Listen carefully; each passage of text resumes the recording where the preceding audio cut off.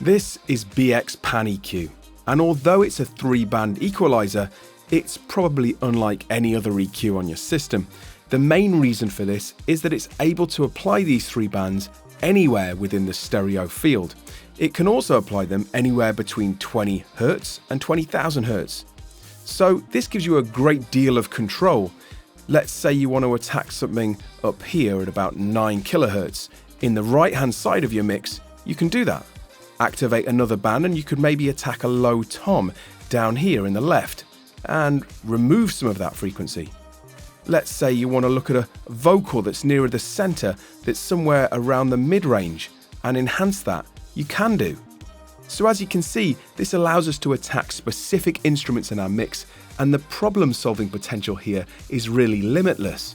Now, Pan EQ is far from a workhorse problem-solving tool. It can be an awesome creative effect as well. So I want to show you a few examples of Pan EQ in action that might make you think of this awesome processor a little differently.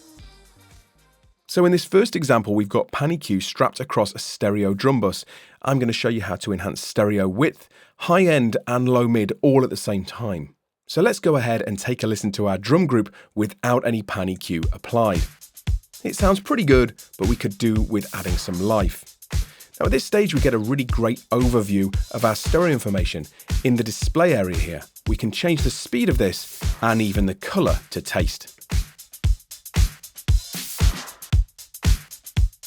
We'll go ahead and activate our first band at this point. You can see that I've added about 5.5 dB to around 9 to 9.5K.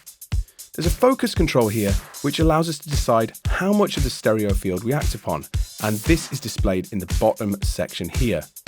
There's also a more traditional Q control, and this is displayed on the left. Both of these are set to moderate amounts, and I'm panned pretty hard to the right.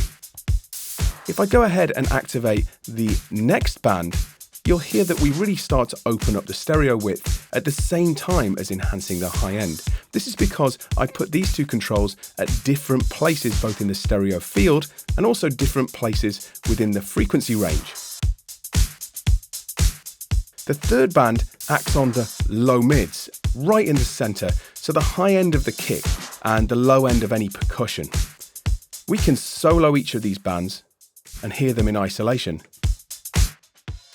And we can mute the entire thing to hear the difference.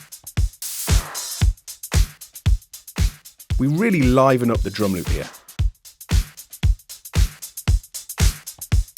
I'm really happy with the results here. We've made it both wider and punchier.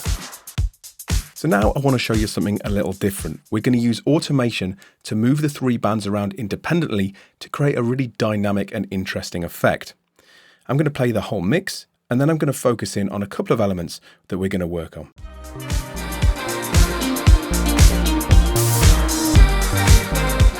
So it sounds pretty good, and we've got a lead element here that's made up of several different synthesizers, and I want to make it a little bit more interesting because I feel it's not popping out of the mix enough.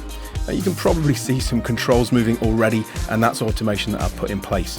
I'm going to bring the 3 bands in one by one, and you'll be able to see what I've done.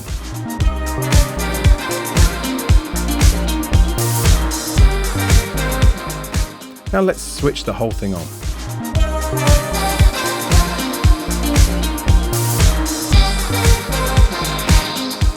It really pops out of the mix. Let's take a listen in isolation.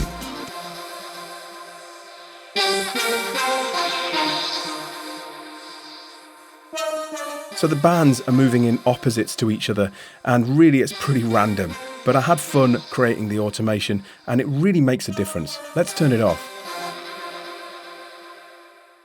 It falls pretty flat without the treatment. I'm back in the mix.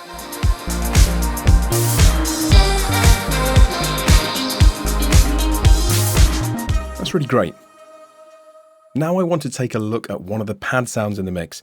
Now what I've done here is grabbed an FM wavetable style pad, and it's a little digital and I want to give it some soul. So what I've done is I've taken a left and a right EQ and I've made them move from the very bottom left and very bottom right corners up to the top. So low to high frequency panning across left to right and right to left. So let's take a look at the automation before I switch it on. You can see them moving in opposite directions to each other. Now I'll switch the EQ on.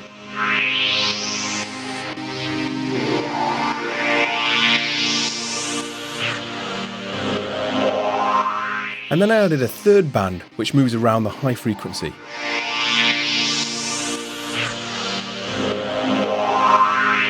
Let's take a listen to this in the mix.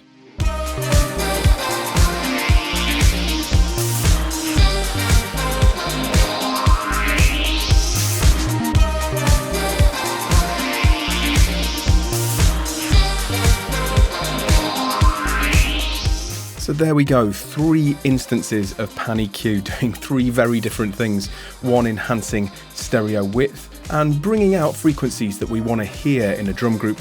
Another with very random automation, creating something very creative and interesting. And another making a pad pop out of the mix with a low to high frequency rise.